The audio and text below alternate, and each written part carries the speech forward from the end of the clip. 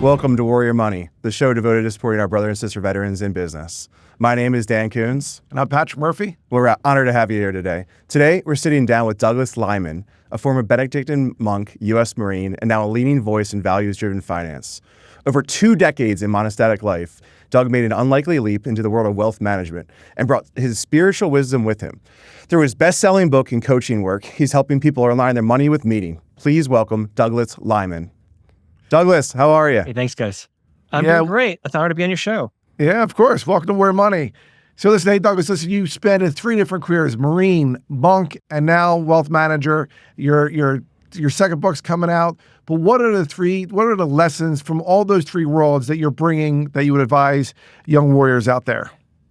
Oh, wow. Well, certainly my time in the Marines gave me a warrior spirit, which I'm very grateful for, and discipline and the ability to really focus on tasks and get stuff done. So that was a real gift. I really am grateful for the Marines for all the training and the discipline I got from them, and also a sense of community and a esprit de corps, and that real desire for community and connection for a higher purpose that I think has been a theme line through much of my life, no matter what wild and crazy twists my career has taken. Even though my resume looks like a roller coaster designed by Salvador Dali on a sugar high, I've kind of got all over the places. But certainly those lessons from the Marines served me very, very well, as well as a level of I think it gave me a certain level of introspection about that ability to course correct when you're doing something not quite right, like that ability to accept feedback, that ability to be self-critical, and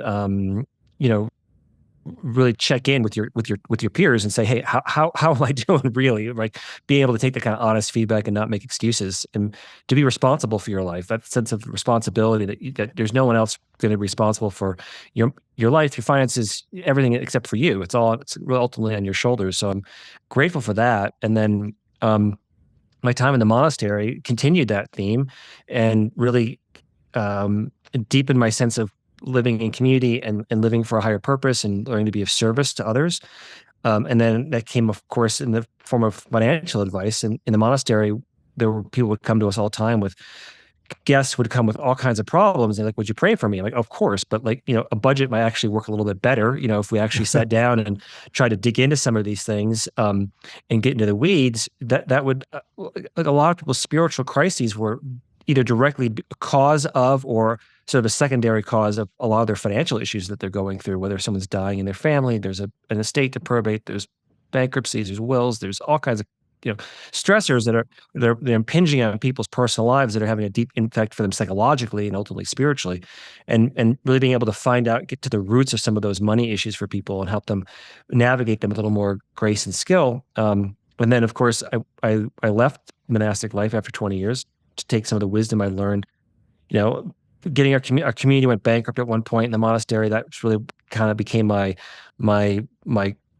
crisis point where I had to sort of figure this stuff out and learn to have some, again, take responsibility for the community finances, my own finances, right, and try to really build something, take action, and put it into practice. And so now this book. Can I just real quick before we get in the book though, give us your, you were a U.S. Marine and then that transition to become a Benedictine monk. I mean, walk us through that process. Were you always a man of faith growing up in Chicago?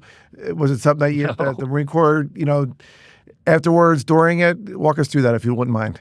Oh, I would say I joined a monastery to find my faith. Like I didn't come in there with some deep conviction. It was sort of like, if I'm going to figure the meaning of life out, where would be a better place to do it than in a monastery?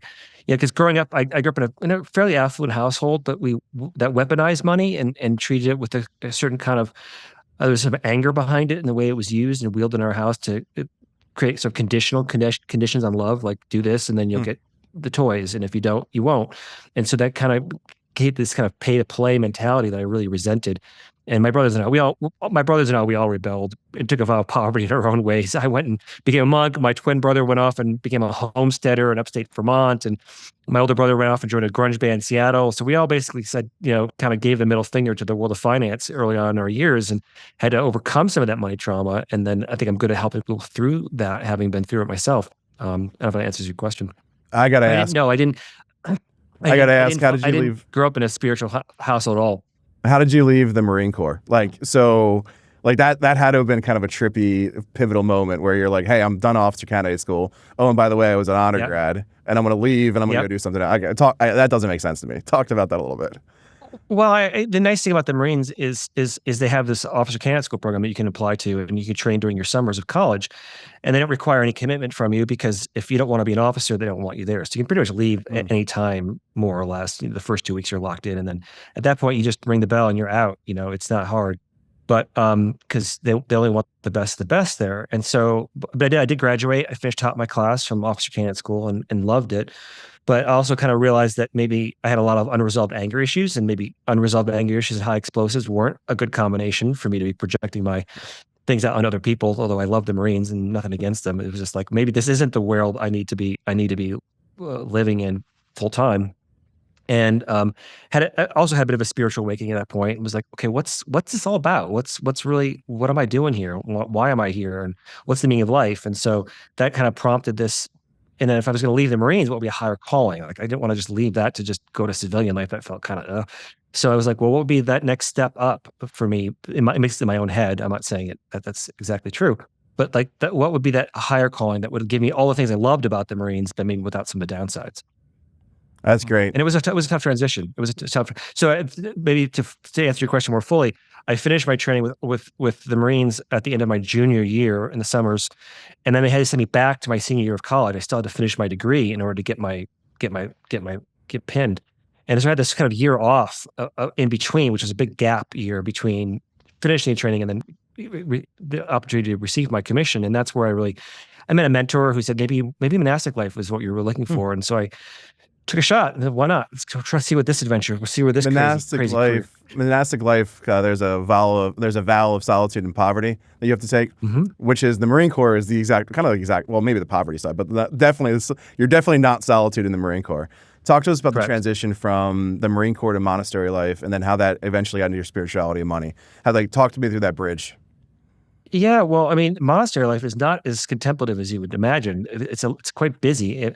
Thomas Merton was a famous Trappist monk. He made fun of monks all the time, saying, like they're more worried about making cheese or whatever their thing is that they're trying to get done to keep food on the table. That sometimes that takes priority, and you're living in community, so you're living in a home essentially with all these other men, and you're just like a barracks, and some is maybe a little bit nicer than a typical barrack, to be sure, but you're never.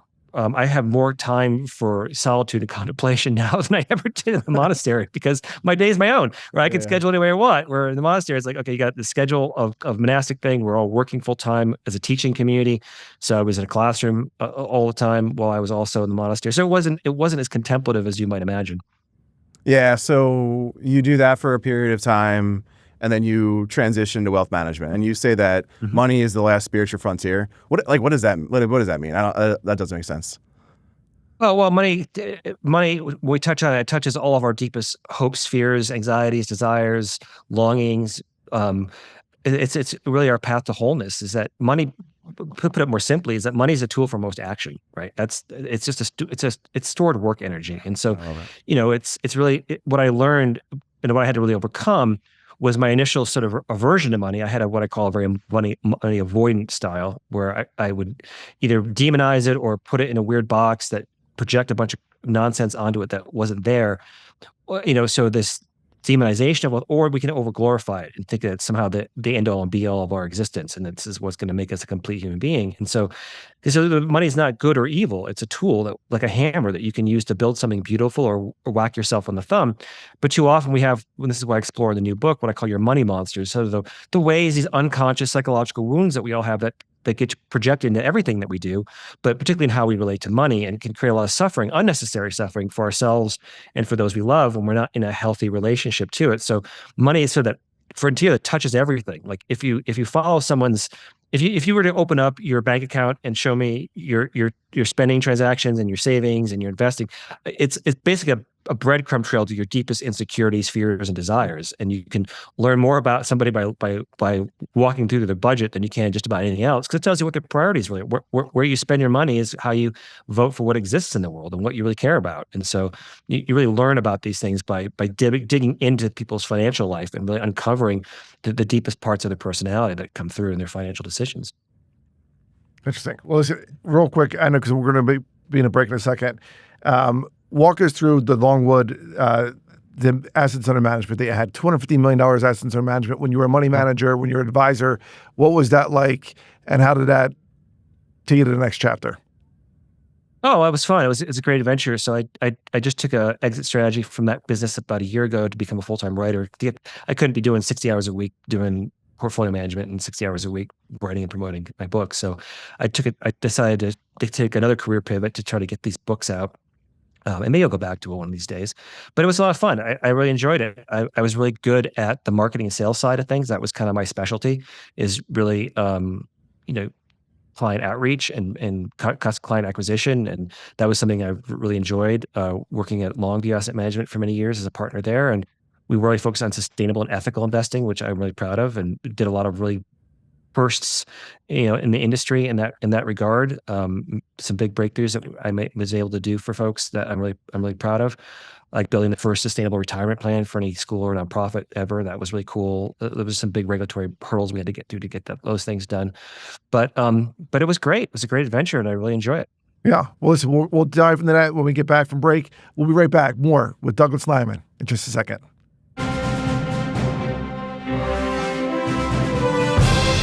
Welcome back to Warrior Money. We're joined by Douglas Lyman. Hey, Douglas. Welcome back. Hey, guys. Thanks so much.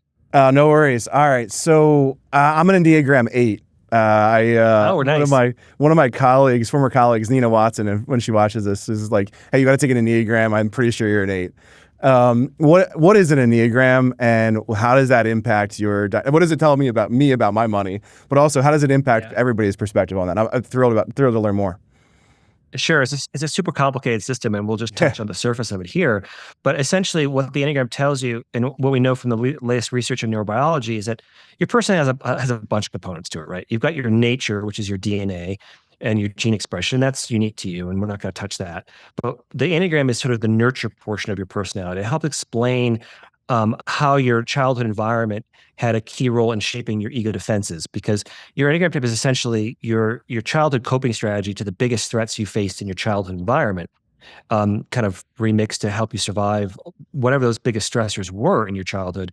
But those things that help you survive in that environment might be driving your adult life into ditches. And so the way I used to use car metaphors, because I think it's helpful for people, because just like you drive a unique car that has a unique year, make, and model, it's distinctly yours, there's still patterns for cars and there's patterns for egos. And so the Enneagram is this tool that's come down through the millennia. We've discovered it, different cultures, different religions, lots of contributors.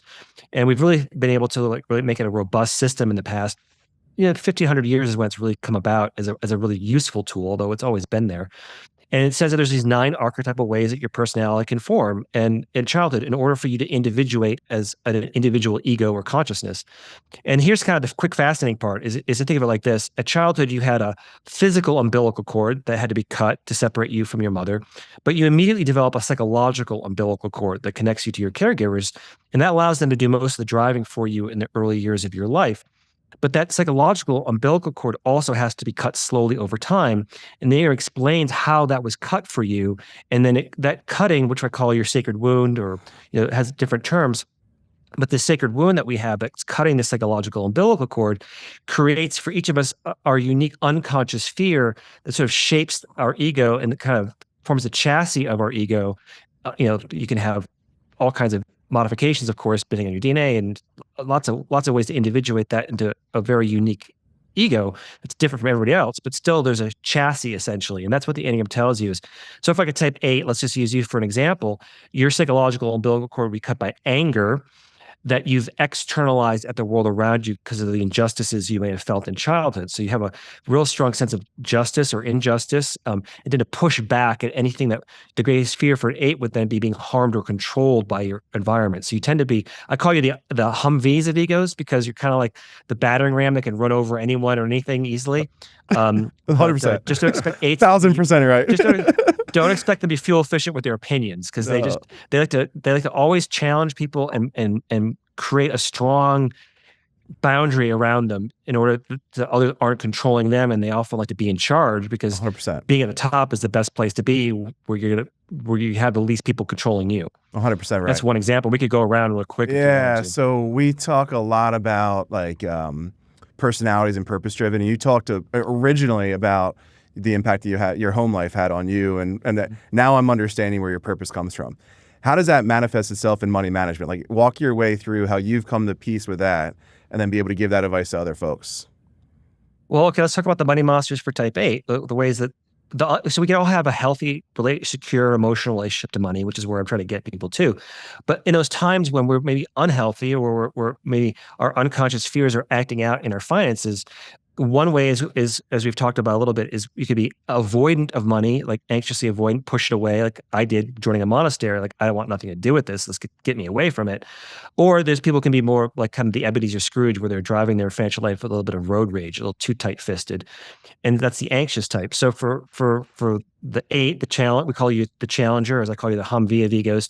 The money monsters for you, the avoidant is what I call the detonator, meaning you tend to detonate prudent financial boundaries and limitations that might control you. Like, you don't want to be the one, you might grab the check at a restaurant just to feel important, even maybe the money isn't there. You want to feel in charge. So maybe you're blowing through a prudent boundary right there for yourself. Or you can be anxious about money. I call you the dominator, where you really are maybe a little obsessed about money. You want as much as you can, but then maybe use it to manipulate and control the people around you, kind of like what I had in my childhood environment. It's like you're using it, but you're using it to dominate others and keep them from controlling you by controlling them first. So those are two ways. That's one example of the 9 types we could jump into to give you a little sense of how this all plays out. And that's what folks, when they buy your book that comes out in July, that's what folks will get when they buy that book, right? Like, if I'm a Marine, I'm a soldier, or if I'm a veteran, I want to buy that book. Why? Well, because it's going to tell you a bit more about how your ego is. It's going to tell you the unconscious lens that you're viewing all of reality through unknowingly, and then how that might be causing problems for you in your life, and how it might be. A good friend of mine, Richard Rohr, he often says, if we don't transform our pain, we will most assuredly transmit it, and especially to those that we love most. And so money, since it's a tool for most actions, it easily transmits our trauma and our pain if we're not careful, and we could cause a lot of unnecessary suffering for ourselves first and foremost, but most importantly for those that we love. So if you want to have a healthy, secure relationship to your finance, I think this book gives you that roadmap for both your personal and your spiritual growth. That it works. The nice thing about the Enneagram is it plays well with all spiritual traditions. I don't think it's an understatement to say it's the underlying mechanics of all of our world religions that are sort of running off of it. Sort of this underlying code that seems to permeate all of our different faith traditions, giving us a sense of virtue. Like, why do we agree that there's virtues like honor and courage and integrity and generosity and humility or mercy? Like, these are things that seem to be baked into the human species. Even if we disagree how to practice them, we don't disagree that they exist. And I think the Enneagram tells us why those virtues exist and how we understand a basic level of ethics within the human conscience. To be conscious, to be self-aware, you need to have a conscience. And the Enneagram has explained how that conscience is formed in you, and it'll give you healthier tools to live a better life in all respects, but also the lens of this book, of course, is through the lens of money.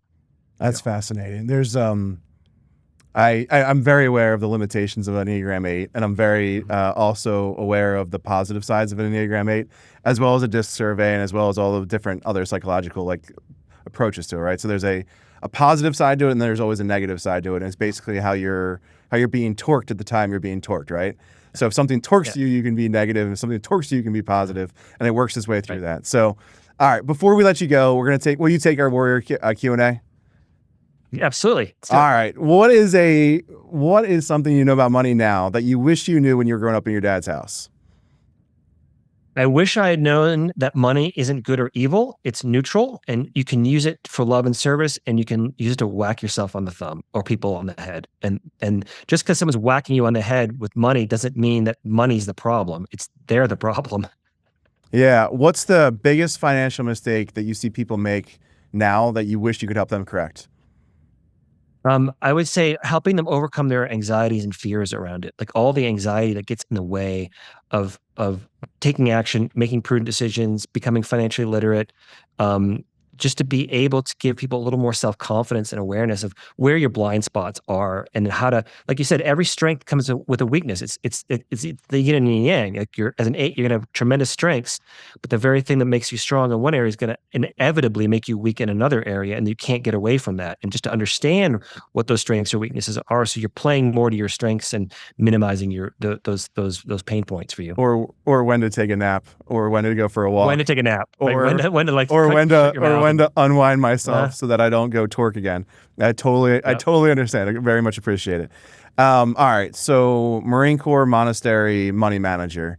Of all the things, what's been the most unexpected part of your journey? Ooh. The most unexpected part would be being here. Like I just didn't think it was all going to take me to this point. Like I couldn't have planned this adventure. It wasn't a linear path, but I'm just so shocked to be where I am at this point, having written this book, which I think is great and very proud of. And to really be able to be of use in the world, to actually find that all this stories, all these struggles, all this pain actually can be redeemed in some way, but can be used to help heal myself. And ultimately, I think every writer is writing themselves. So at the end of the day, this book is for me. Yeah, totally. Totally. But hopefully along the way, I'm able to share that with others, and it can help them, maybe bring some unexpected joy and happiness in their financial life and their personal life they didn't expect. That money can really help be that tool for them. Yeah, and I think the one thing is, I think we'd all agree that every Marine, every soldier, you have to shoot, move, and communicate. And Doug, you're communicating the lessons learned, you're communicating the way forward, you're communicating, how to use money as a tool. And that it's not good or evil, but it is something that you can use for good or for bad. So we appreciate that. Taming Your Money Monster coming out in July. We can't wait for it to sell like hotcakes. I'm going to read it. Yep. I'm going to get it. Yeah. I'll pre-order it. Yeah. So listen, hey, Doug, thanks for joining us on Worry Money. We appreciate you. That's our show. So listen, subscribe, and review Worry Money on your Apple Podcast, Spotify, and wherever else you get your podcasts, or find us at Yahoo Finance. I'm Patrick Murphy. And I'm Dan Kunze. We'll see you again next week. This content was not intended to be financial advice and should not be used as a substitute for professional financial services.